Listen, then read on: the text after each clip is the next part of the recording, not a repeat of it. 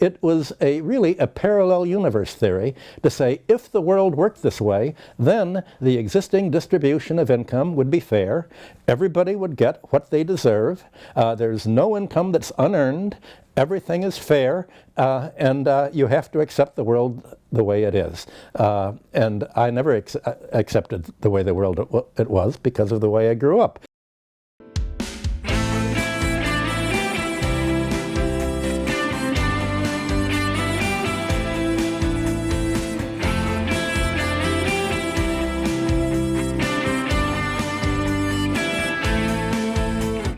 I was born in Minneapolis, which is the only city in the world that was a Trotskyist city.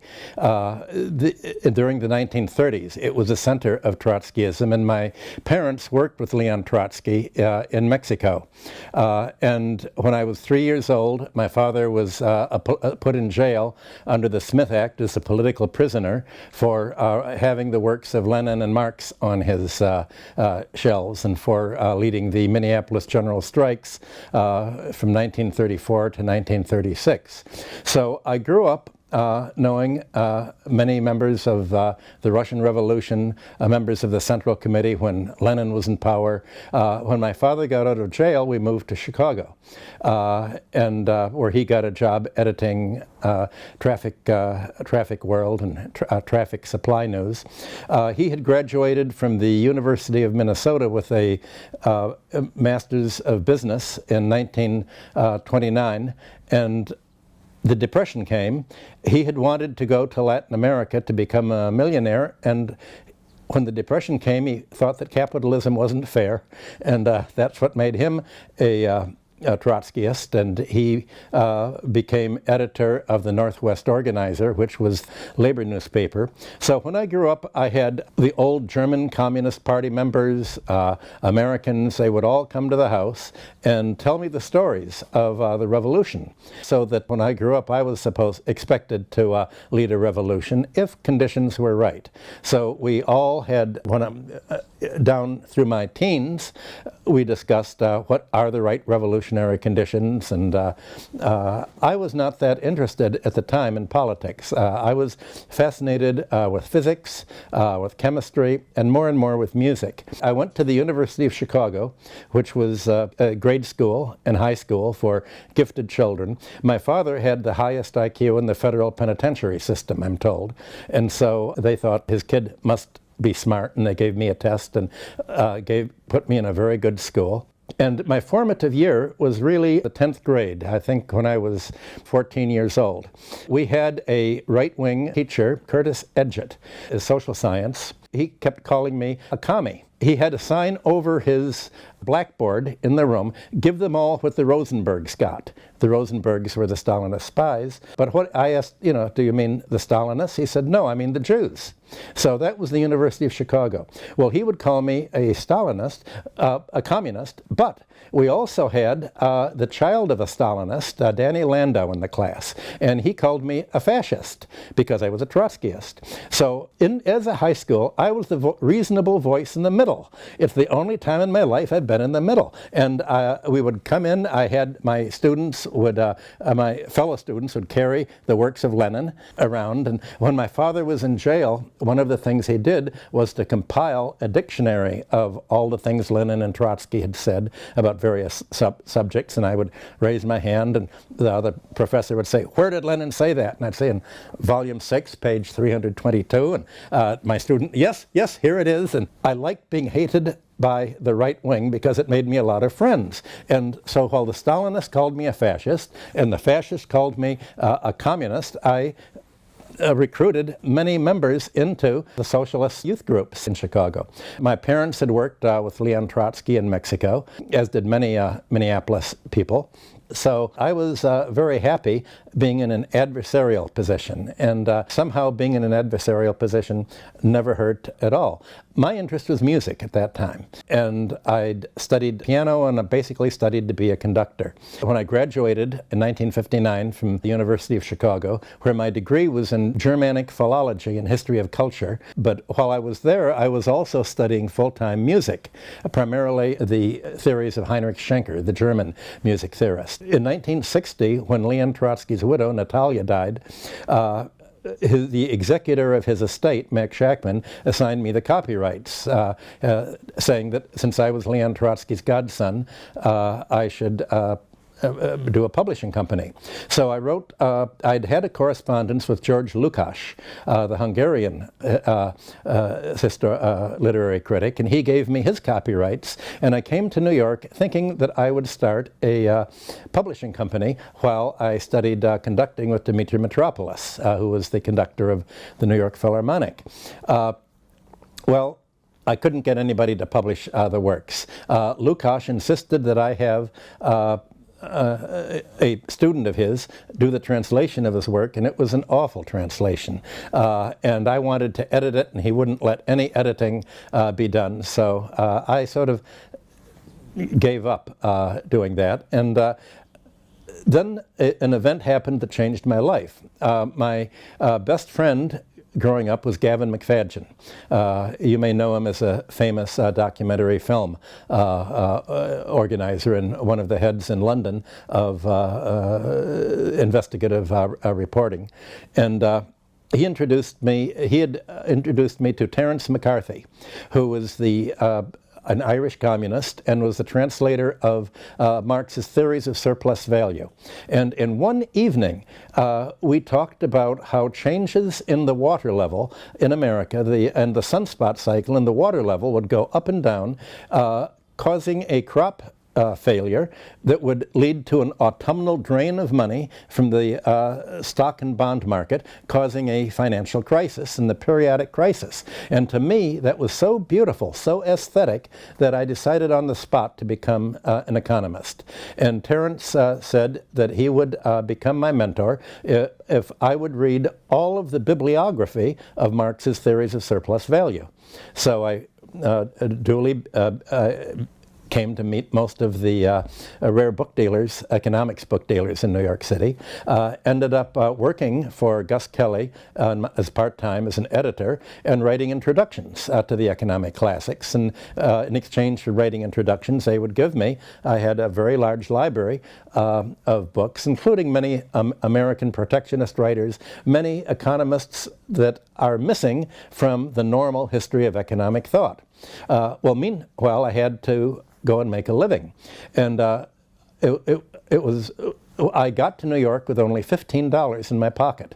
And in 1959, $15, you know, I could buy a little bit. I spent maybe a little bit in a seedy hotel in Greenwich Village. And then I took a walk, and there was a folk music bar. And I thought, oh, nice folk music, let me go in. And I went into the bar to listen to a guitar, and somebody came up to me and said, Huck Hudson. When I grew up, my name was Huck because my father's favorite book was Huckleberry Finn. And it was a friend of mine who had stayed at my house in Chicago when he was going to the University of Wisconsin and visiting a friend, John Harold, a folk singer. And he said, why don't you stay with me until you can get a job? So I moved out of the hotel into his house and got a job as a French typist for Wonder Bread. That was the only, I went to a agency, and the only thing I could do that other people couldn't do was type in French and German. So I did that for a little bit, and then decided to enroll in an economics course and get a master's degree at New York University. The advantage of New York University was the teachers were all part-time. They didn't want my mind. All they wanted was my money. And that's wonderful. I got to keep my mind, not be brainwashed. And they said that people, do you have any background in economics? And I said, no, my background's in music and cultural history. I registered at NYU and got a job with the Savings Banks Trust Company, which was the one commercial bank that all the savings banks used to put their deposits in. And there were 135 savings banks in New York, and there are none anymore. They've all been cannibalized. They've been bought out by the commercial banks. But my job was to trace the savings in New York, how it grew exponentially, and compare this to how it was lent out for mortgage money, and I saw the exponential, this deposits were like a heartbeat, and the deposits at the savings bank would grow every quarter by dividend, when the dividends were paid. So I saw basically people left the savings they had in the bank to grow automatically, exponentially by interest. And that became I saw that this recycling of interest-bearing debt was pushed back into the housing market to bid up housing prices. And real estate is something that is not taught in any course in the United States economic. 80% of bank loans in America, England, and much of Europe are real estate loans, but in the textbooks that students learn economics from, it is as if banks lend money to industry. Banks don't lend a penny to industry to invest in capital goods and hire people. They lend money to buy out industry, to take it over and to cannibalize it and to strip assets, but not to create capital. They lend it to mortgages. They basically lend against assets, against homes, commercial real estate, stocks or bonds or some assets. So I realized that in the textbooks, picture of how finance works were completely different from what I worked. I had to take a money and banking course taught by a ideological Greek professor, Stephen Rousseus, who had never worked in a bank in his life. None of my professors had ever worked in a bank. Everything they knew from the textbooks. And he had an article by a man who subsequently became a friend of mine, Hyman Minsky, who thought that the business cycle could be explained by savings banks putting their money in the commercial banking system that would be lent out to the economy. And I said, look, what you call the commercial banking system is one bank, the bank I work for. And we don't make any loans at all to the economy. We buy bonds. And so I got a C+ in the course. He said I didn't understand textbook economics. And I realized that there was an absolute contradiction between how the real economy worked and what was in the textbooks.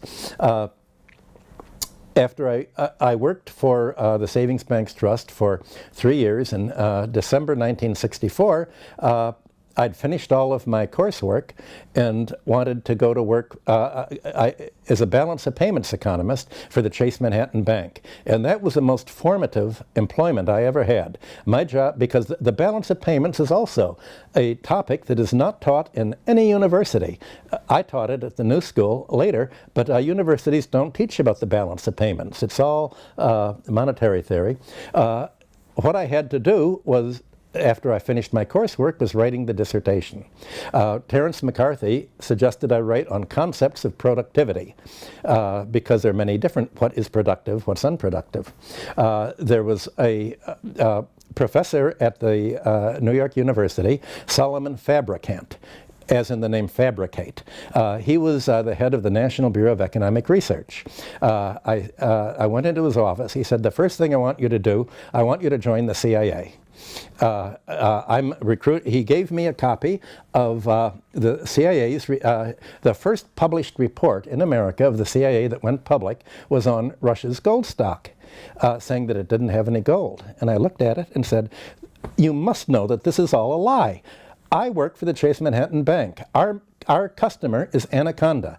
Anaconda has bought gold bars from the Soviet Union, and the gold bars are not made from gold they pan out of the river. They're made as an electrolytic byproduct of copper refining. What you should do is forecast the copper output of Russia, and when you electrolytically refine copper, gold and silver fall to the bottom of the, and it's the residue that is responsible for most of the gold stock, not only of Russia, but for other copper producers, such as Chile.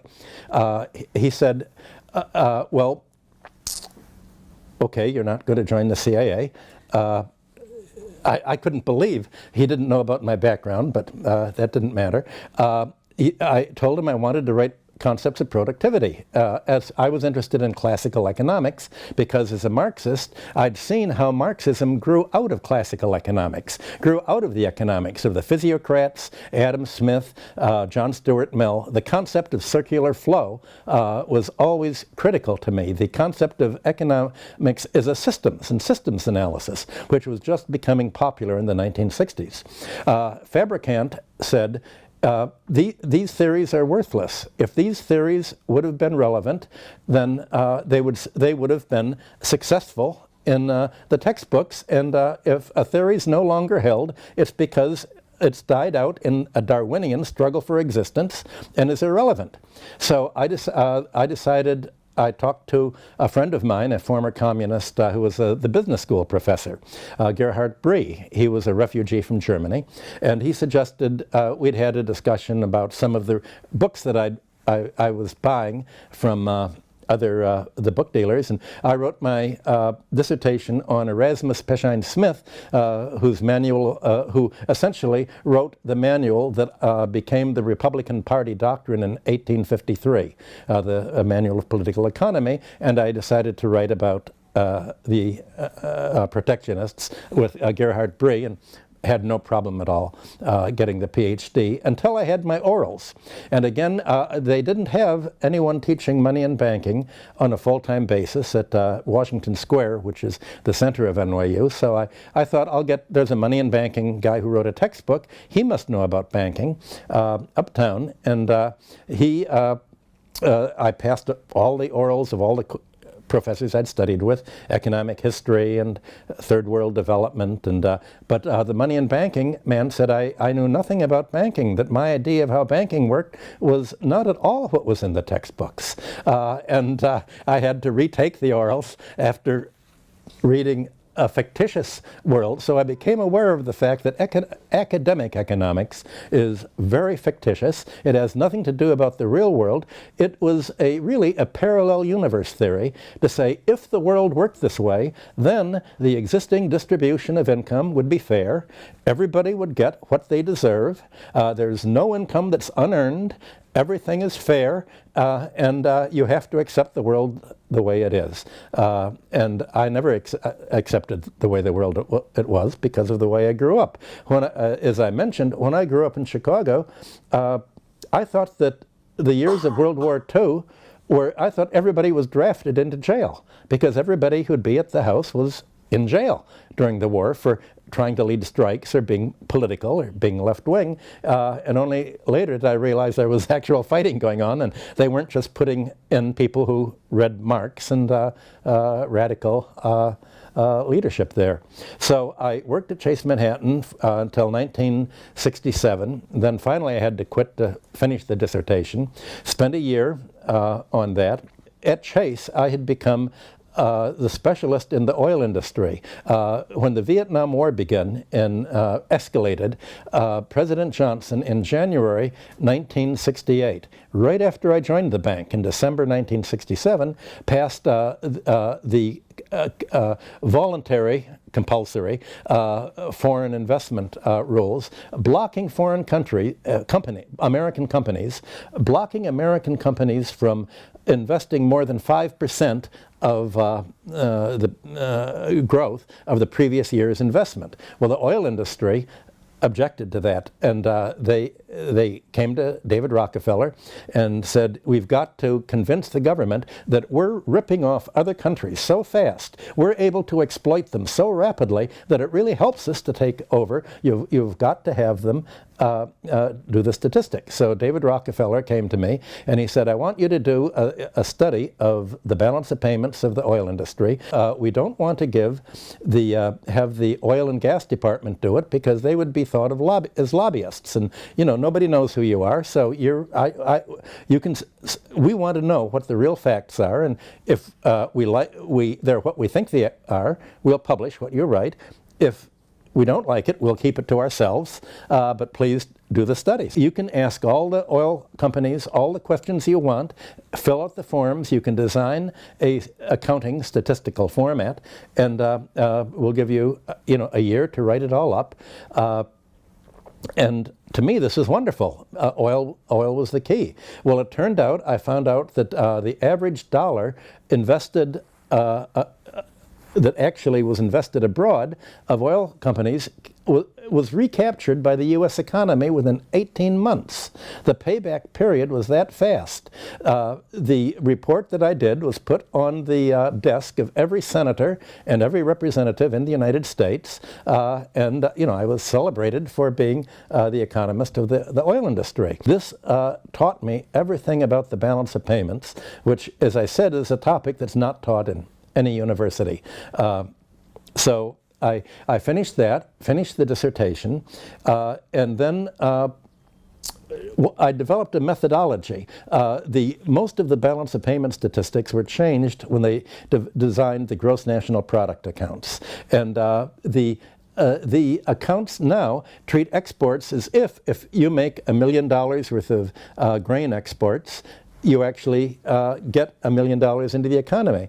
If you export $1 million of arms, of military, it all comes back. And what I found out is that only a portion actually of imports or exports come back. For instance, all of America's oil imports are from American oil companies. So if you pay $100 for oil, maybe $30 of that is profit.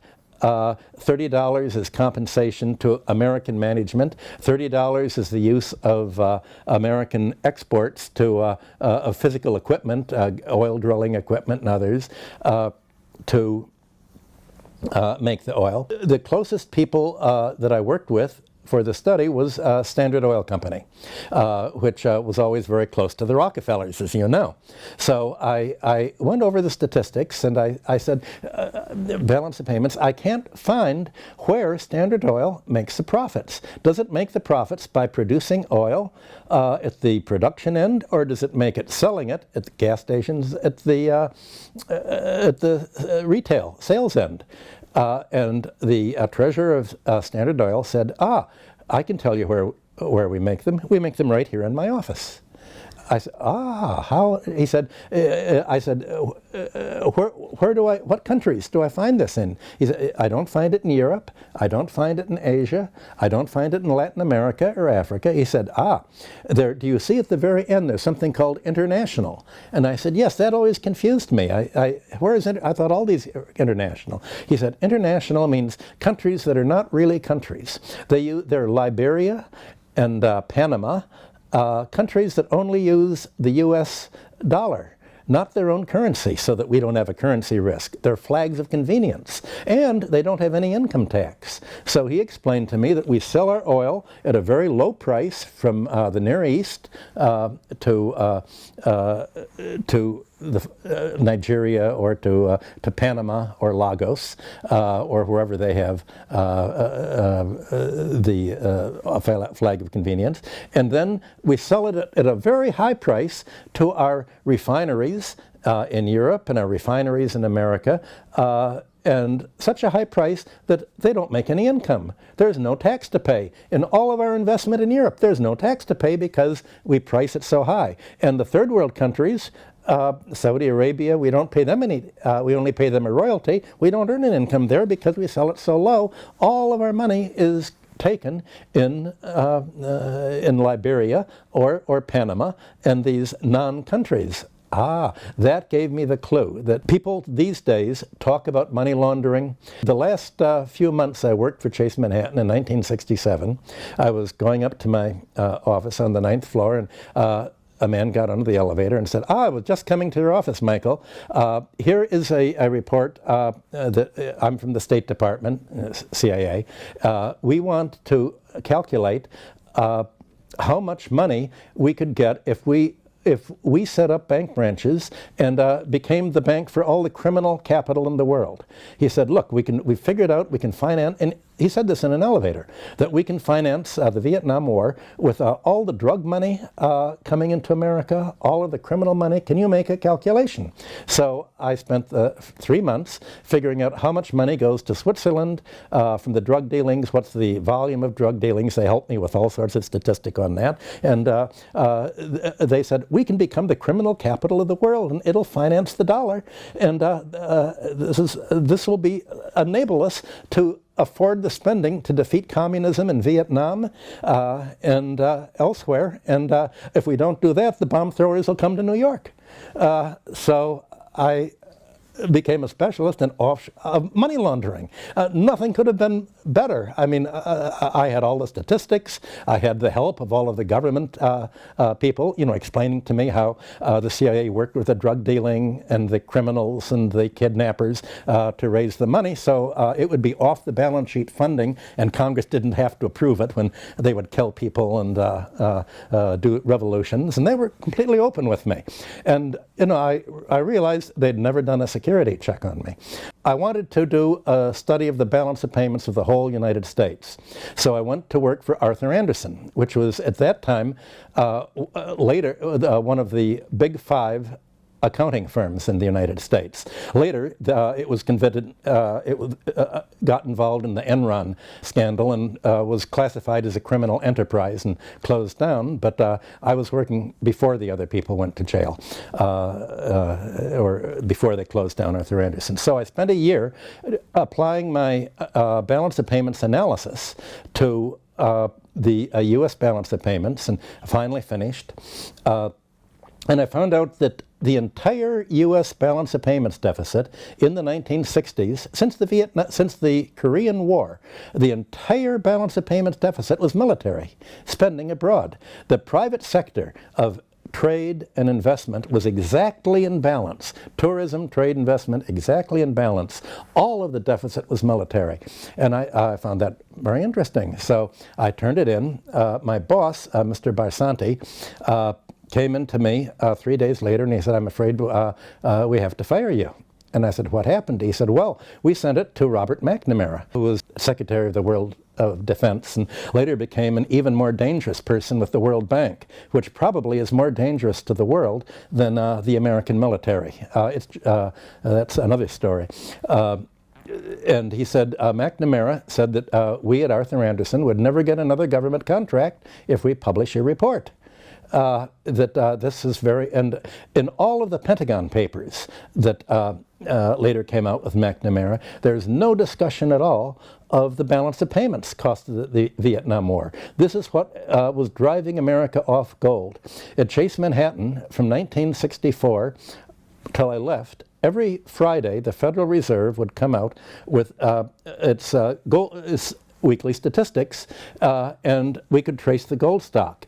Everybody was talking about General de Gaulle cashing in the gold because in Vietnam it was a French colony, and the American soldiers and army would have to use French banks. The dollars would go to France, and de Gaulle would cash it in for gold. Well, Germany actually was cashing in more gold than de Gaulle, but they didn't make speeches about it. So I could see that the war spending was going to drive America off gold. There were 3 people known as the Columbia Group in Chicago saying the Vietnam War is going to destroy the American monetary system as we know it. And that was Terence McCarthy, my mentor, Seymour Millman, a professor at Columbia University School of Industrial Engineering, where Terence also taught, and myself. And we would basically go around New York City and giving speeches. My first article that I wrote for published was a Ramparts magazine called The Sieve of Gold, all about how the Vietnam War was going to force America off gold, which it did, of course, in 1971 when President Nixon in August stopped the gold. Well, I took my balance of payment study to New York University's business school, and they said, oh, this is great, we'll publish it. So I was able to immediately get it published, and I was invited to give a lecture at the New School for Social Research in New York. At the graduate faculty, I was in the process of analyzing the Vietnam War. I'd had to analyze copper prices. Every soldier in Vietnam used 1 ton of copper per year. I think that it's as if they were fighting each other with ingots of copper. And so I was forecasting copper prices by looking at the troop buildup, 1 ton of copper per army person, and forecasting that the price of copper would go up. So I was known for a while as Mr. Copper for there. And there were a number, as I said, Anaconda was Chase's main client. Kennecott was the client of Citibank. And there were a group of commodity people in Wall Street that just love copper. I love copper. And one head of the group said, aluminum's a shit metal. And I felt the same way, that copper's nice. By around 1968, the largest item of theft in the United States was copper. People were stripping the copper off churches.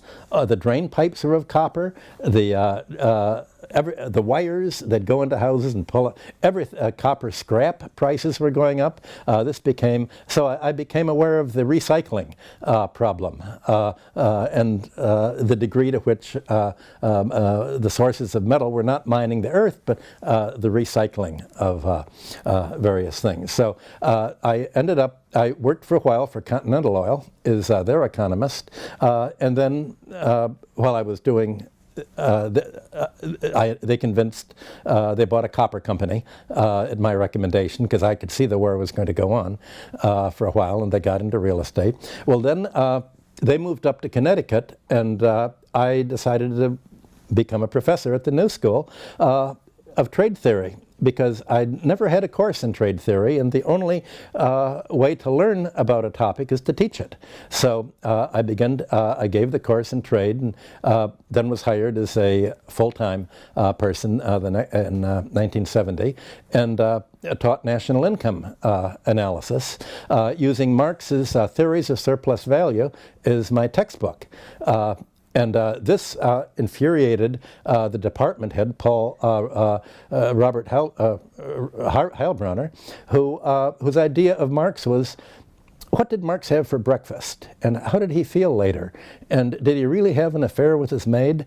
There was not much economic analysis there. And he was furious. He said, you're a Wall Street thug. You know, we have 1/3 of the clients, business school, 1/3 foreign students from the UN, and 1/3 sort of radicals who want a left-winger. And he just assumed that I was there for the business school. I never once discussed politics at the New School. I realized that Heilbronner's idea of Marxism was Stalinism, that it was a very crude idea. He brought in a Stalinist ostensibly to teach trade theory, and I said, that's fine, I'll teach monetary theory and banking theory. And that was Steve Heimer, who was a proselytizer for LSD. He would tell the students to take LSD and then listen to his courses. About a year after he joined, he went to the American Economic Association meeting in Montreal, had students take LSD, they were standing on their head, and put them on the way back, drove his car into a truck and died. It's really dangerous to take LSD when you're driving. And the foreign students were coming into my office and saying, is this man CIA? Why would he want us to take LSD unless he wants to, deport us or arrest us or make us into a spy? So I had, I was the guy they would come to, and that made Heilbronner think all the more that I must be a Wall Street plant. And finally, the dollar went off gold in 1971. I took a number of articles that I'd written and wrote my first book, Super Imperialism, The Economic Strategy of American Empire, which came out in 1972. Well, just before that, I was invited almost every year to give a lecture at the annual meeting of Drexel Burnham. Like Arthur Anderson, they also were a criminal enterprise that ended up having to go to jail for fraud, but they was basically a Jewish firm, but they needed someone who wasn't Jewish, and they said, look, my friend Andre Sharon there, who also was a protege of Terence McCarthy, said, we're going to have an annual meeting, we're going to introduce you to Herman Kahn, who was a military theorist, brilliant brilliant military theorist.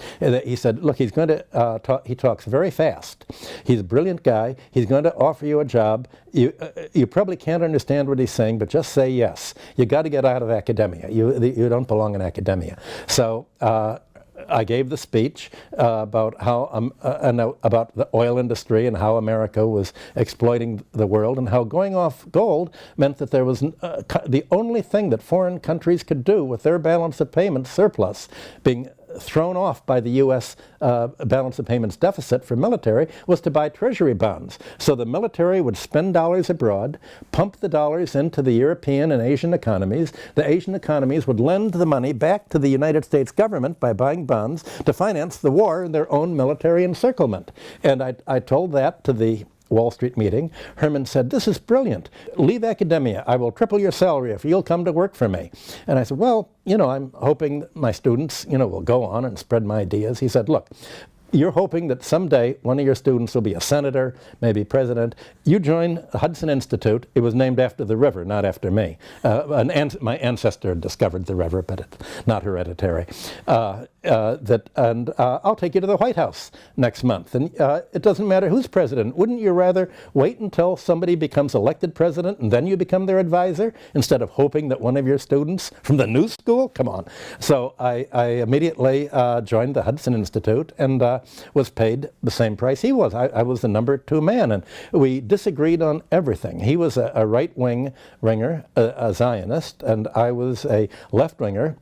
We had the big study that the Institute did was the corporate environment study, telling corporations what's happening in the world. With Herman, we went all around the world. We went to Korea, China, Japan, France, basically talking about the balance of payments. And Herman weighed over 400 pounds. One day we were in France, and we were packing, and he asked me to hand him his pants from the closet, and as far as my arms would go, it wasn't big enough for what went around his waist. Well, one day we came back. We had to go to the White House for a meeting on oil and the balance of payments, and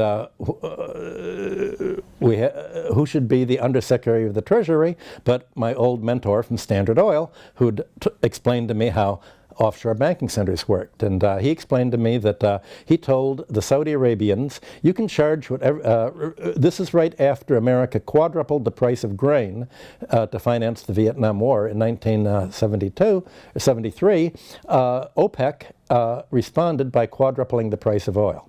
And the Undersecretary of the Treasury explained to me that they could charge whatever they wanted for oil. The higher they charged, the more the American companies would get on domestic oil. But they had to recycle all of their dollars into the United States, into the stock market. You can't buy American companies. You can only buy stocks or bonds, or and you have to price your oil in dollars. And if you don't, that's an act of war.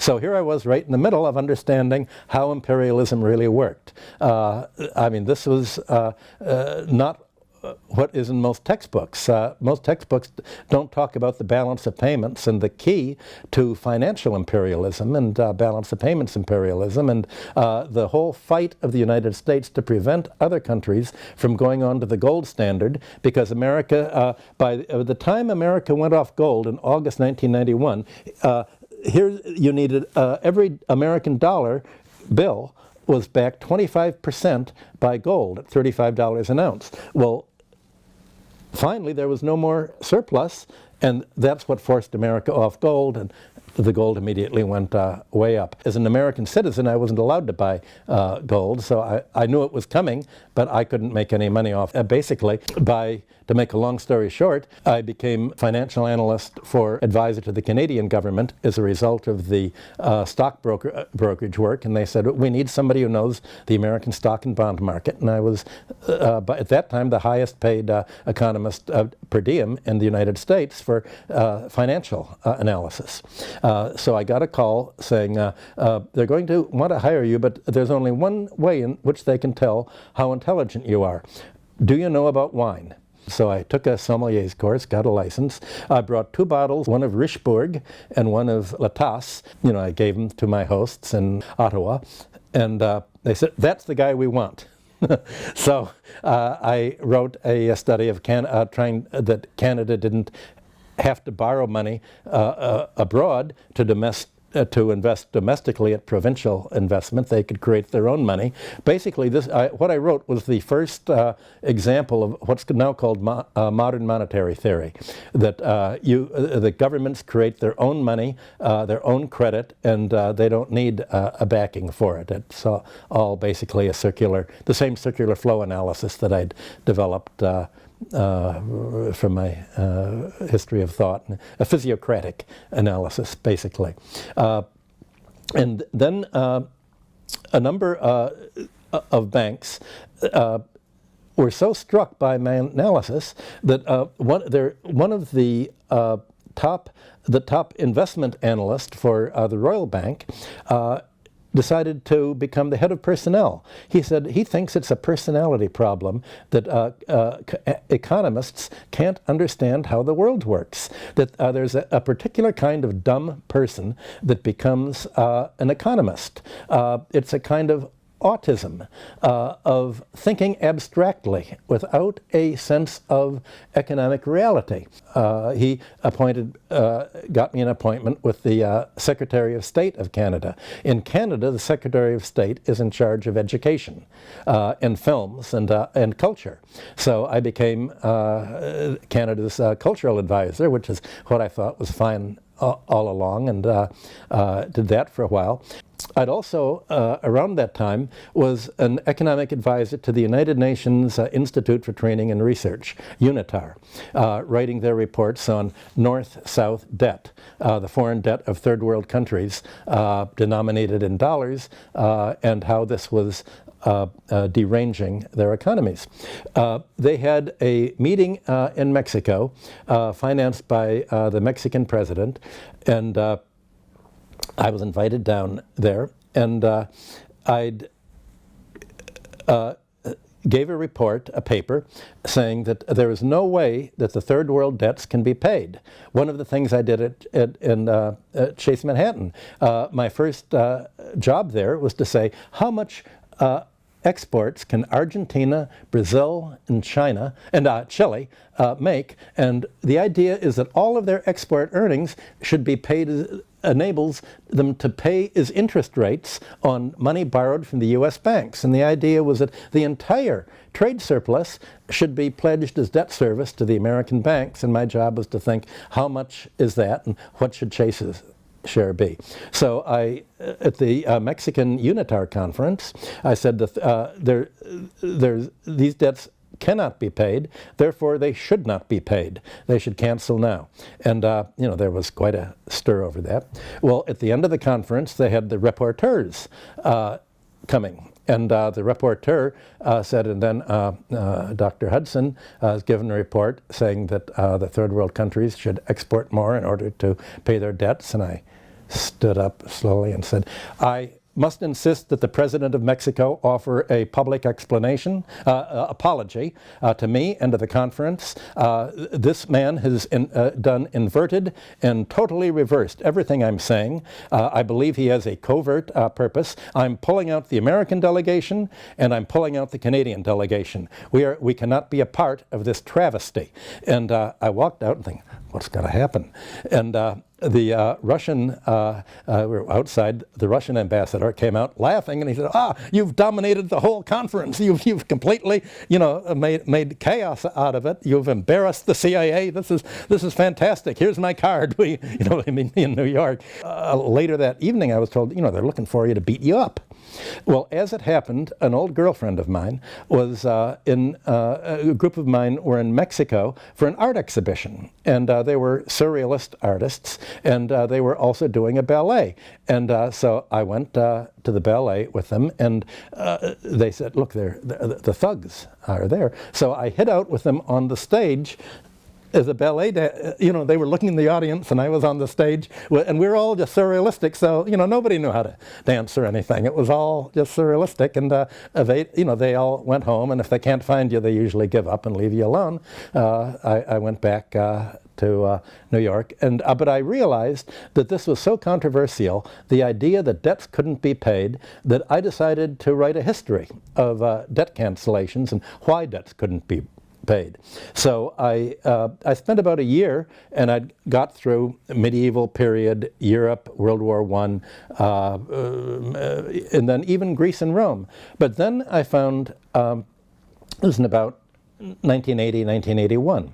At that time, I'd sold my house on the Lower East Side and moved into a loft near Wall Street, which was a very low-priced area at that time. And I bought it for $20,000. Later, I sold it for $580,000, but that's another story. It shows you the real estate in New York. But at that time, nobody wanted to live in lofts. That was considered, and I wanted a big loft because I had a big library at that time and a lot of art that I wanted to keep. So basically, I stopped working. I spent all my time. I realized that in the Bible, there was the Jubilee year, and there were references to Sumer and Babylonia. And I realized there was a background of the biblical debt cancellations. Almost the same word for duror in Hebrew is andurarim in Babylonian. And I realized there was all this material that had never been written in there was no economic history of the ancient Near East, no economic history of Sumer and Babylonia. It was all religion and some culture, Gilgamesh and all that, but not what I was interested in, which was the debt cancellations. So I wrote a draft of what I could find by 1984. And one of my closest friends was the Ice Age archaeologist Alex Marshak, who although he lived in New York, was connected to Harvard's Peabody Museum. He showed it to the head of the Peabody, Karl Lambert-Karlofsky. Karl said, "This is great. Nobody's working on it. We'll make you a fellow of the Peabody Museum in Babylonian archaeology." And I thought, this is wonderful. This is really what I want to do. So I spent the next maybe 3 years writing the first draft of what became the book that's being published next month, and Forgive Them Their Debts, Credit and Redemption from the Bronze Age Near East to the Jubilee Year. I submitted it to the University of California Press. They sent it to scholars, and they said it's impossible debts could be canceled. If debts were canceled, who would lend money? And that's what Hillel said in the Judaic tradition. And I said, most debts were not the result of loans. Most debts were, when the crops would fail, the cultivators could not pay their taxes. They could not pay the palace for the fees they'd run up, the rental fees for the land, the fees for the water, for the draft animals. They couldn't pay the beer lady for the beer that they'd during the year. So every ruler, when they would take the throne in Sumer and Babylonia, for 1,000 years, would start the rule by canceling the debts with a clean slate, an amnesty. It's the same amnesty of the kind that Egypt's Rosetta Stone commemorates. Everybody knows that the Rosetta Stone has trilingual inscriptions of Greek, Egyptian, and Coptic, but nobody knows that it's a debt cancellation. That's what we call cognitive dissonance. People can't imagine that the debts were canceled. So I realized that this was very controversial, and so my Harvard colleague, Karl Lambert-Karlofsky, said, we're going to have a series of meetings. Why don't you organize them? We're going to have a meeting on every 2 years, and you'll have every specialist from early Sumer, Neo-Sumerian period, Babylonia, Near East, Egypt. They'll all collect everything they can have on whatever the meetings will be. And so since I was in New York, I worked with the leading Hebraic linguist, Baruch Levine, and I needed someone who was respected in the linguistic field to invite people to it, because I was most Assyriologists, readers of cuneiform, stayed away from economics, because the economic idea of how society developed is as if Margaret Thatcher would have created civilization. How would Margaret Thatcher have done it? Or Milton Friedman? And the there were what we call vulgar Marxists who think that it was the idea that seemed plausible to Engels when he wrote The Origin of the Family, Private Property, and the State. That's not how things occurred. So the Assyriologists wouldn't talk to economists, but because I was now an archaeologist with Harvard in the anthropology department, they were all coming to the conference, and the first volume we did at a meeting in 1994 on privatization in the ancient Near East and classical antiquity. That was, Harvard published that. Later, we moved toward the second volume, which was land use and and real estate ownership. How did property ownership come into being? That was 2 years later. And then we'd planned from the very beginning 3rd volumes. The 3rd volume was on debt and economic renewal in the ancient Near East, which was everything that people could find about debt cancellations. And we found all the way through the first millennium, through the Herodotus talked about debt cancellations in Babylonia. It was a tradition remaining in the Near East of new rulers taking the throne, canceling the debts, so you could start with the economy in balance, because they all knew already in 1800 BC, in Hammurabi's time, 1750 BC, scribes would calculate the growth of the compound interest, and at that time it was 20% interest. Well, the growth was exactly the same exponential chart that I'd drawn up in the savings banks in the 1960s for the growth of American debt. So they were quite aware of the fact that debts couldn't be paid, and that if you insisted on be paid, you would have debtors falling into bondage. So they freed the bond servants, or debtors would sell their means of self-support, the land, and you returned the land that had been sold under economic distress.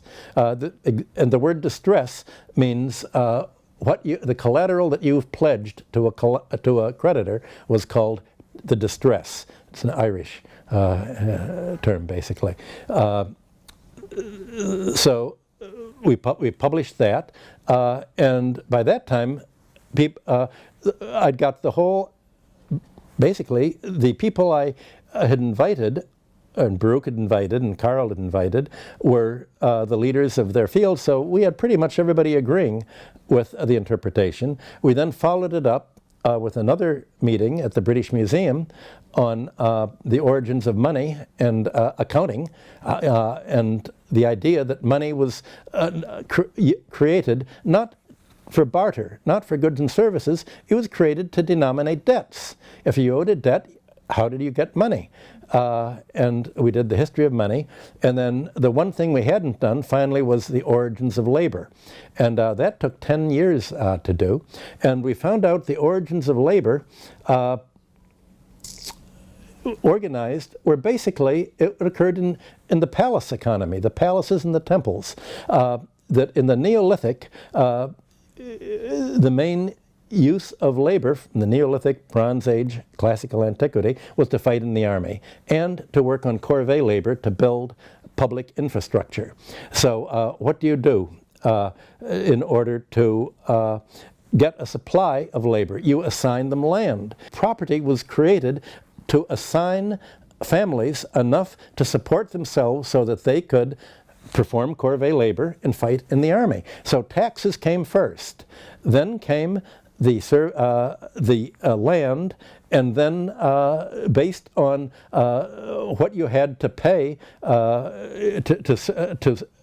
if you wanted to substitute someone to work on the corvée, that became the basis for paying labor. So all of the payments came from what today would be called the public sector. It's not really a very good term. It was really the palatial sector, the palace and the temples, as opposed to the community-based family on the land. And so we had a new analysis of the origins of property, not in individuals grabbing, as Engels had thought, but property was really created by the public sector, by the palaces, as assignment as what property is needed, how much land area is needed in order to supply the labor for the public infrastructure corvée work and service in the Army. So we sort of inverted the exact reverse of what's taught in economic textbooks today, which is, as I said, how Margaret Thatcher and right-wingers and Donald Trump would have designed an economy if they would have gone in a time machine and gone back. So these 5 volumes, I'm now writing my own popular versions, History of Debt, Temples of Enterprise, a whole series of books on classical antiquity, and I'm now following up by Greece and Rome, where throughout the whole beginning of Greece and Rome, the main fight was between creditors and debtors, and how creditors could grab the land. The same fight occurred all the way down through the Byzantine Empire. The tension throughout history, from the 3rd millennium Sumer to 2nd millennium Babylonia to the 9th and 10th century in the Byzantine Empire, is the tension between the palace wanting to collect taxes and have labor for the army, and individual wealthy people who want to have in debt labor and have the labor work for them. Separately, and have the economic surplus paid to them. And the way of getting the economic surplus is not the way that Marx described it as being obtained under capitalism, by employing labor to produce goods to sell at a profit, but by debt and taking interest and ultimately foreclosing in land, which was the real objective. Well, in the 9th century, there was a big fight between the emperor of Byzantium and Bardas, the local general that the oligarchs had tried to do to fight against a strong power. It was sort of like Donald Trump and the Tea Party Republicans are fighting against the state. Like the privatizers in the Soviet Union fighting against the state. And he invited Bardas to a big meal, and the general said, there's only, what you should do is, if you want to end the warfare, you have to tax the wealthy families so they don't have any surplus at all. You have to give them so much burden that they can't fight against you. You have to prevent the polarization of wealth, because if you let the private sector make an enormous amount of wealth, they're going to try to fight against you and keep all the wealth that you and the palace are now getting for themselves. And you had this expressed all the way back in the 7th century, 6th century BC with Thrasybulus and Periander of Corinth, when Thrasybulus took Periander's herald to a land and said, here's what you should do. And the land was a field of grain. And he took a scythe and he cut all the tops, he made all the grain equal. And so Periander went back and exiled all of the wealthy families, seized their property. There was probably a bit of fighting there. And that is basically the fight throughout history. So that's what I've been working on for the last 20 years. And how did you take up the interest in Chinese economy? As Samar Amin said at the meeting yesterday, he said, this is the economy that is trying to be the exception to the Western economic model. And the Western economic model poses a choice between civilization and barbarism. And the West is really moving rapidly into economic barbarism and militarism. As you can see, the austerity program of the euro is destroying the economy there. The United States is cutting taxes on the rich, is indebting the working class very, very highly. It's going down. The one country that is independent and not taking the advice of the World Bank and the International Monetary Fund is China. So we're hoping to do what we can to make the Chinese economy successfully resistant. What that means is, how is China going to handle its real estate How is it going to handle its debt? How is it going to handle its tax system?